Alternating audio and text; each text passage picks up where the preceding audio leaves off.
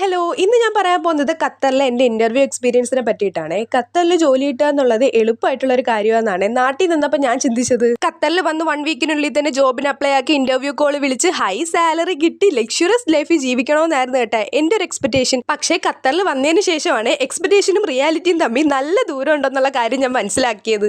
അങ്ങനെ ഖത്തറിൽ വന്ന് 3-ാമത്തെ ആഴ്ച എനിക്ക് ഫസ്റ്റ് ഇന്റർവ്യൂ കോൾ വന്നേ. അപ്പോൾ ഭയങ്കര സന്തോഷമായിരുന്നു. ഇപ്പം ജോലി കൊണ്ട് വരാമെന്ന് പറഞ്ഞായിരുന്നു റൂമിൽ നിന്ന് ഇറങ്ങിയത്. കാരണം കയ്യിൽ ഡിഗ്രിയുടെ ഡിപ്ലോമയുടെ അഡീഷണൽ കോഴ്സിന്റെ എല്ലാ സർട്ടിഫിക്കറ്റും ഉണ്ടായിരുന്നു. പോരാത്തതിന് നാട്ടിലുള്ള ഒരു എക്സ്പീരിയൻസ് സർട്ടിഫിക്കറ്റ് ഞാൻ ഒപ്പിച്ചായിരുന്നേ. ഭാഗ്യം വെച്ചാൽ എനിക്ക് അന്നത്തെ ഇന്റർവ്യൂ ഫെയിലായി. കാരണം റീസൺ നമ്പർ 1 എക്സ്പീരിയൻസ് ഇല്ല, റീസൺ നമ്പർ 2 ഒട്ടും പ്രിപ്പറേഷൻ ഇല്ലാതെയാണ് ഞാൻ അങ്ങോട്ട് ചെന്നത്. അതായത് നിങ്ങളിപ്പം ഇന്റർവ്യൂവിന് പോകാൻ നിൽക്കുന്നവരാണെങ്കിൽ ഫസ്റ്റ് തന്നെ നല്ലതുപോലെ പ്രിപ്പയർ ചെയ്തിട്ട് പോകണം. നമ്മുടെ കോൺഫിഡൻസിന്റെ ബേസിൽ മേ ബി നമുക്ക് ജോബ് തരാനുള്ള ചാൻസ് ഉണ്ട്. പിന്നീട് വേണ്ട കാര്യമാണ് ആ കമ്പനിയെ പറ്റി നല്ലതുപോലെ പഠിക്കണമെന്നുള്ളത്. ഞാൻ ഇത് രണ്ടും ചെയ്യാത്തതുകൊണ്ട് അവർ എൻ്റെ അടുത്ത് പറഞ്ഞു, മോക്കൊരു കുന്തം അറിയത്തില്ല, മോക്ക് ഇവിടെ ജോലിയില്ല, പൊക്കോളാം. എക്സ്പീരിയൻസും ഇല്ല, കമ്പനിയെ പറ്റി യാതൊരു ബോധവും ഇല്ലാതെയായിരുന്നു ഞാൻ എൻ്റെ ആദ്യത്തെ ഇന്റർവ്യൂവിന് പോയത്. അപ്പം നിങ്ങൾ പോകുന്നുണ്ടെങ്കിൽ ഈ 2 കാര്യങ്ങൾ ശ്രദ്ധിക്കണേ. എന്തായാലും ബാക്കി കഥ ഞാൻ സെക്കൻഡ് പാർട്ടി പറയാം. അതിനകത്ത് ഇന്റർവ്യൂവിന് പോകുമ്പോൾ ശ്രദ്ധിക്കേണ്ട കാര്യങ്ങൾ, പെട്ടെന്ന് ജോലി കിട്ടുന്നത് എങ്ങനെയാ, ഇങ്ങനെയുള്ള ചെറിയ ചെറിയ ഞുറുക്ക് വിദ്യകൾ ഞാൻ പറഞ്ഞു തരാവേ. അപ്പം അതിനുവേണ്ടി അക്കൗണ്ട് ഫോളോ ആക്കാൻ മറക്കല്ലേ.